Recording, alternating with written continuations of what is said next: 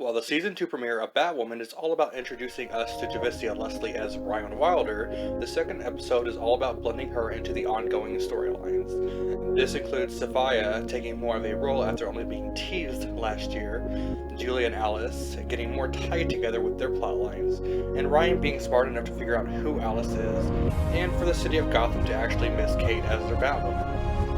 I think it's smart to use the forced cliffhanger of season 1 and turn it into the city thinking that the crows took down Kate.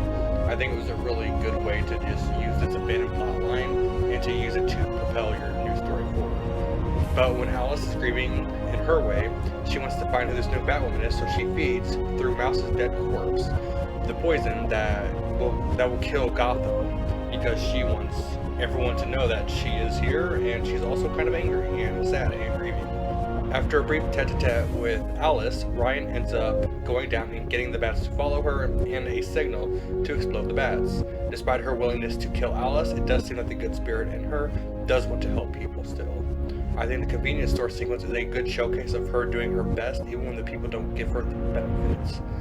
And while it does seem like Ryan will be the new Batwoman until Kate returns, which we shall see if they ever get Ruby Rose back, but I do like this idea that she's just temporary, but of course she'll end up joining the team and being very important to the show. I also enjoyed Mary in this episode. I think she had a lot of solid moments. This episode I'm looking forward to see her get more dynamic with Alice this season, as they are technically, I guess, legally sisters.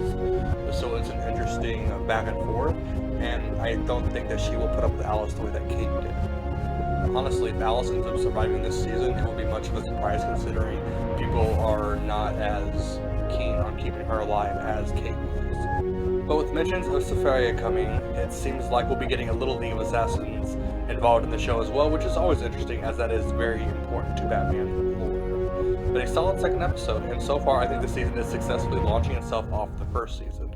But this episode was a 10 out of 10 for me. The pacing solid, the Batmobile effective, and an intriguing story with ideas being planted for more. But let me know your thoughts on the episode down